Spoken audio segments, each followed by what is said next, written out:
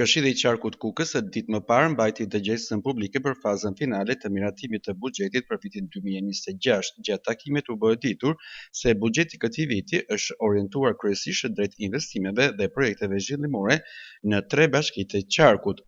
Objektivi i përgjithshëm i buxhetit është menaxhimi i suksesshëm i transfereve së pakushtëzuar dhe të ardhurave për vitin 2026, e cila është planifikuar dhe fokusuar më shumë në investime dhe projekte të 3 bashkive respektive Kukës, Hase dhe Tropoj.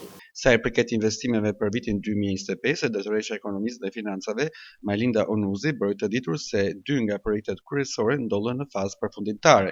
Investimet për vitin 2025 kryesori është rehabilitimi i infrastrukturës ndriçim rrugor në njësinë administrative Golaj në bashkinë Has. Ky projekt në fakt është në fazën e implementimit, akoma nuk ka përfunduar, por me përfundimin e tij do të kemi të shtruar 520 metër katror trotuar me pllaka, si dhe do të vendosen 67 shtylla ndriçimi. Ndërsa investimi tjetër është një investim që është bërë për zyrat e ZAMT-ve në Hase dhe në Tropoj. Edhe ky investim nuk ka mbaruar, është në fazën e implementimit.